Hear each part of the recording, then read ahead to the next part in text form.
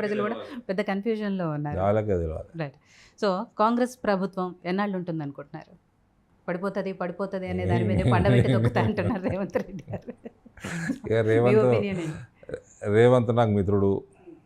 నేను ఇంతకుముందు కూడా 2 సార్లు ఛానల్ అడిగిరు నన్ను.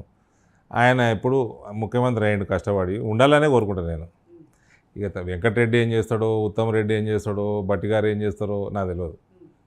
నేనైతే ఉండాలని కోరుకుంటాను. పార్లమెంట్ ఎలక్షన్స్ తర్వాత డబుల్ ఇంజిన్ సర్కార్ వస్తుందని లక్ష్మణ్ గారు చెప్పారు. దానికి అర్థం ఏంటి? నెక్స్ట్ ఎలక్షన్లో బీజేపీ గెలుస్తుందని అర్థం.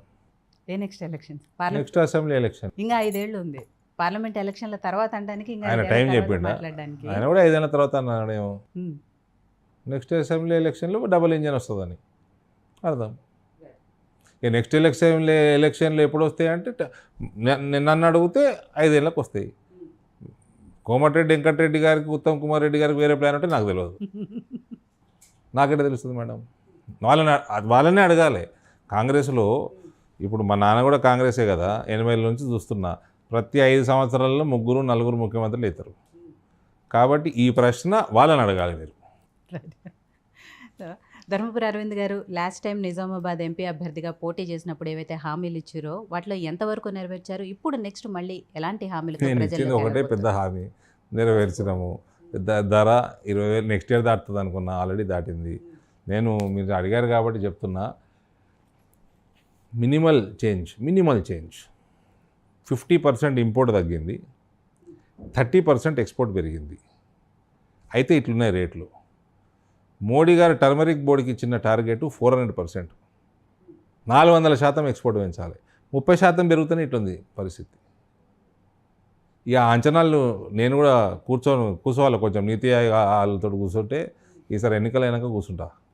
ఎక్కడ దాకా పోతాయో, ఇక్కడ ఇండస్ట్రీస్ వస్తే ఏ రకంగా ఉంటుందో పసుపు రైతులు ఒక్కటి నాకు ఉన్న దాన్ని బట్టి ఎఫ్పిఓలుగా ఫామ్ కావాలి.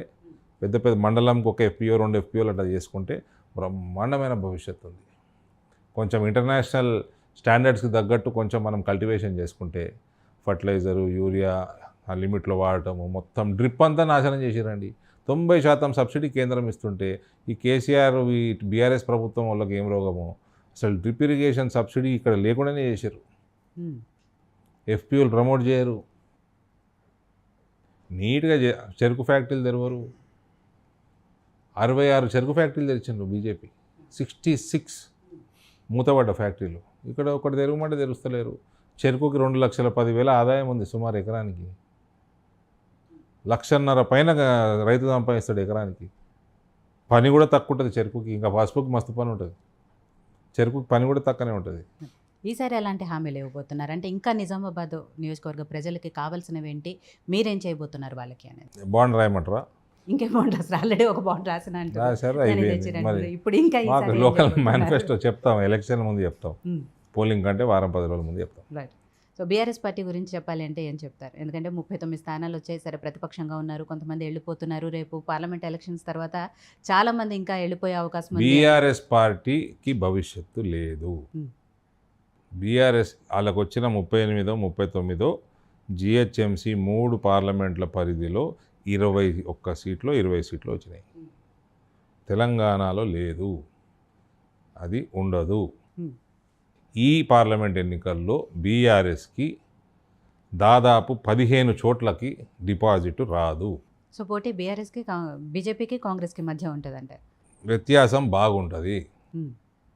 సెకండ్ కాంగ్రెసే ఉంటుంది, వ్యత్యాసం బాగుంటుంది. సో అరవింద్ గారు ఫైనల్గా సౌత్ తెలంగాణలో కూడా కాంగ్రెస్ జాగ్రత్త పడండి. 23 days ఎక్కువ వచ్చింది సమయం క్యాంపెయిన్కి. నిజంగా సౌత్ తెలంగాణలో కూడా కాంగ్రెస్ వాళ్ళు జాగ్రత్తగా ఉండదు. మోడీ అన్నది ఒక మ్యాజిక్ అయిపోయింది. ఆ మ్యాజిక్ ఎంతవరకు వర్కౌట్ అవుతుంది? ఆ మ్యాజిక్ని ప్రజల్లోకి ఎంతవరకు తీసుకెళ్ళదలుచుకున్నారు బీజేపీ నాయకులు? ఓవరాల్గా మోడీకి గిఫ్ట్గా హైదరాబాద్ పార్లమెంటు స్థానాన్ని కూడా ఇస్తాము అని చెప్పి చాలా కాన్ఫిడెంట్గా చెప్తున్న పరిస్థితిలో ఎలాంటి వ్యూహాలతో, ఎలాంటి ప్లాన్తో వెళ్తున్నారు? అవన్నీ చెప్పకూడదు అంటారు. లేదు, నేను మీకు చెప్పాలా అని ఆలోచన చేస్తున్నా. 20 సంవత్సరాల క్రితం కాంగ్రెస్ పార్టీ, వదిలేండి తర్వాత మాట్లాడతా, హైదరాబాద్ దాని మీద మాట్లాడదాం. క్యాండిడేట్ ఎవరిని పెడతారో దాన్ని పెట్టినాక చెప్తా. కాంగ్రెస్ పార్టీ వాళ్ళు ఎవరిని క్యాండిడేట్ పెట్టినాక మళ్ళీ ఒకసారి రండి, బయట చేద్దాం. ఓకే. కాంగ్రెస్ పార్టీ నియత్ తెలుస్తుంది. ఓకే.